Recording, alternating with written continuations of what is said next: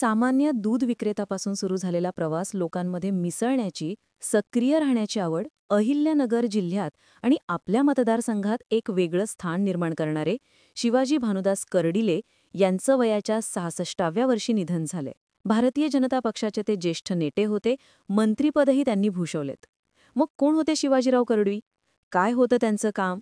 एक सामान्य विक्रेता ते मंत्रिपदापर्यंतचा त्यांचा प्रवास आणि सगळ्यात महत्त्वाचं म्हणजे सगळे लगेच सोयरे किंवा धोऱ्यांच्या माध्यमातून त्यांनी आपलं राजकारण कसं विस्तारलं, हे सगळंच व्हिडिओच्या माध्यमातून जाणून घेऊया.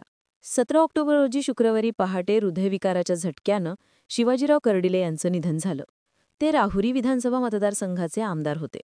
विशेष म्हणजे गुरुवारी दिवसभर त्यांनी वेगवेगळ्या कार्यक्रमांना हजेरी लावली होती. त्यांनी लोकांच्या भेटी घेतल्या होत्या. त्याचे व्हिडिओ आणि फोटो त्यांच्या सोशल मीडियावर उपलब्ध आहेत. मात्र पहाटे अचानक तब्येत बिघडल्यानं त्यांना अहिल्यानगर शहरातील एका खासगी रुग्णालयात हलवण्यात आलं. मात्र डॉक्टरांनी त्यांना मृत घोषित केलं. नुकतंच ते एका मोठ्या आजारातून बरेही झाले होते. डॉक्टरांनी त्यांना विश्रांती घेण्याचा सल्लाही दिला होता. तरीही ते वेगवेगळ्या कार्यक्रमामध्ये सक्रिय सहभागी होत राहिले. शिवाजी कर्डिले हे राहुरी मतदारसंघाचे आमदार असून नगर तालुक्यातील भुरानगर भागात राहतात. दूध व्यावसायिक असणाऱ्या शिवाजी कर्डिले यांना सुरुवातीपासूनच राजकारणाची गोडी होती. दूध व्यवसाय करत असतानाच त्यांनी आपला जनसंपर्क वाढवला. बोरानगर या गावातून त्यांनी दूध गोळा करून दूध विक्रीचा व्यवसाय सुरू केला आणि याच माध्यमातून सार्वजनिक जीवनात प्रवेश केला. बाणेश्वर तरुण मंडळाच्या कार्यातून त्यांनी आपली वेगळी ओळख निर्माण केली आणि त्यातूनच सरपंच पदावर पाऊल ठेवलं. नगर जिल्ह्यात त्या काळात काँग्रेसचे स्थानिक नेते आणि संघटन प्रभावी होतं. पण फूट होती आणि याचा योग्य फायदा कर्डिले यांनी घेतला आणि याच काळात त्यांना अपक्ष उमेदवार म्हणून निवडणुकीत उभी राहण्याची संधी मिळाली, ज्यातून त्यांच्या राजकीय प्रवासाला खरी सुरुवात झाली. 1999च्या निवडणुकीत नगरनेवासा मतदारसंघातून त्यांनी निवडणूक लढवली. त्यांना शिवसेना भाजप युतीकडून पाठिंबाही दिला गेला, पण नंतर त्यांनी काँग्रेस राष्ट्रवादी आघाडी सरकारला अप्रत्यक्षपणे पाठिंबा दिला. याच काळात त्यांनी राज्यमंत्री म्हणूनही कार्य केले. 2004ला राष्ट्रवादी काँग्रेसमध्ये प्रवेश करून नगरनेवासा मतदारसंघातून राष्ट्रवादी काँग्रेसच्या तिकिटावरती निवडून आले. ग्रामीण भागातील विकास, सिंचन आणि सहकार क्षेत्रात त्यांनी सक्रिय भूमिका बजावली. राहुरी म्हटले की प्रसाद तणपुरे आणि शिवाजी भानुदास कर्डिले यांच्यातील राजकीय शीतयुद्ध नेहमी जाणवतं. 2009ला राहुरी विधानसभा मतदारसंघाची निर्मिती अर्थात पुनर्रचना झाली.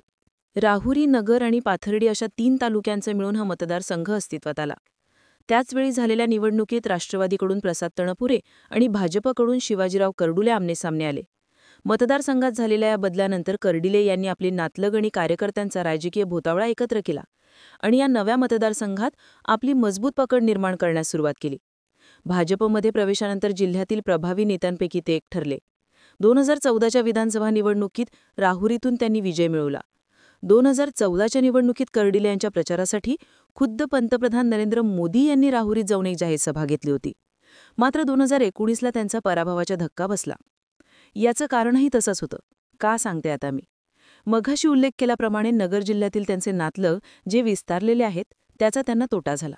म्हणजे बघा, जेव्हा त्यांची राजकीय कारकीर्द सुरू झाली तेव्हा नगर जिल्ह्यातील जमिनींचे वाढते भाव असोत, बांधकाम क्षेत्रातली तेजी असो किंवा हॉटेल व्यवसायाची वाढ, या सगळ्याचा चतुराईने फायदा घेत शिवाजी कर्डिले यांनी आपलं आर्थिक साम्राज्य उभं केलं. एवढंच नाही तर बाळासाहेब थोरात आणि राधाकृष्ण विखे पाटील यांच्या वैरातून निर्माण झालेल्या राजकीय पोकळीचा फायदा घेत स्वतःचे एक स्वतंत्र अस्तित्व आणि स्थान त्यांनी या ठिकाणी निर्माण केलं होतं. मात्र त्यांच्या या प्रवासावर वाद आणि गुन्हेगारीची छारा कायम राहिले. ज्याप्रमाणे निवडणुकीत नातलग आणि सोयरेंचा त्यांना फायदा झाला, त्याचप्रमाणे याच नातेसंबंधामुळे त्यांना तोटाही मोठ्या प्रमाणात सहन करावा लागला. त्यांचा राजकीय आणि सामाजिक प्रवास जितका झपाट्याने पुढे गेला तितकंच तो वादांनी वेढलेला. भाजप आमदार शिवाजी कर्डिले यांचे मोठे जावई संदीप खोतकर हे काँग्रेसचे माजी महापौर, तर कर्डिलेंची मुलगी सुवर्णा खोतकर या देखील काँग्रेसच्या माजी उपमहापौर आणि नगरसेविका राहिलेत. कर्डिले यांचे दुसरे जावई म्हणजे संग्राम जगताप जे सध्या राष्ट्रवादी अजित पवार गटाचे आमदार आहेत.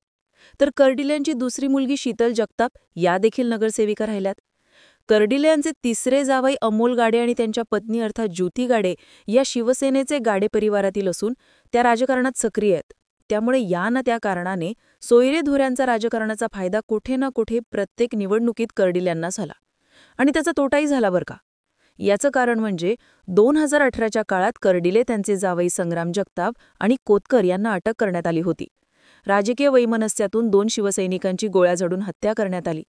शिवसेनेचे उपशहर प्रमुख संजय कोतकर आणि कार्यकर्ते वसंत ठुबे शनिवारी सुवर्णनगर परिसरात एकत्र होते आणि यावेळी त्यांच्यावर गोळीबार करून गुप्तीनेही वार करण्यात आला. आणि याच प्रकरणी राष्ट्रवादीचे आमदार संग्राम जगताप यांच्यासह 4 अटक करण्यात आली होती. आणि तेव्हा देखील कर्डिलेंच्या राजकारणाचं बरंच नुकसान झालं होतं. आणि याचाच परिणाम म्हणून की काय, त्यांचा 2019च्या विधानसभा निवडणुकीत पराभव झाला. राहुरी विधानसभा मतदारसंघातून पराजक तणपुरे यांनी त्यांचा पराभव केला. पण 2024च्या लोकसभा निवडणुकीपासूनच शिवाजी कर्डिले यांनी विधानसभेची तयारी सुरू केली. लोकसभा निवडणुकीत सुजय विखे पाटीलांचा पराभव झाला असला तरी राहुरी विधानसभा मतदारसंघातून त्यांना मोठ्या प्रमाणात लीड देण्यात कर्डिले यशस्वी ठरले. विधानसभा निवडणुकीचा काळ जवळ येताच त्यांनी सूक्ष्म नियोजन, तळागाळातील संपर्क आणि व्यूहरचना यावर भर दिला. 2019ला झालेल्या पराभवानंतर त्यांनी जिल्हा सहकारी बँकेची सत्ता आपल्या ताब्यात घेतली. विखेनेही त्यांना अध्यक्षपद बहाल केलं आणि याच पदाचा आधार घेत त्यांनी विधानसभा निवडणुकीची पेरणी सुरू केली.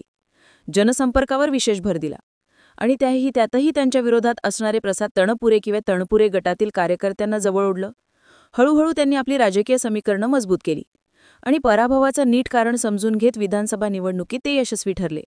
ते विजयी झाले आणि राहुरीचे आमदार म्हणून त्यांनी कमबॅक केलं. त्यानंतर काही महिन्यांपूर्वीच त्यांच्यावर मणक्याची शस्त्रक्रिया झाली होती.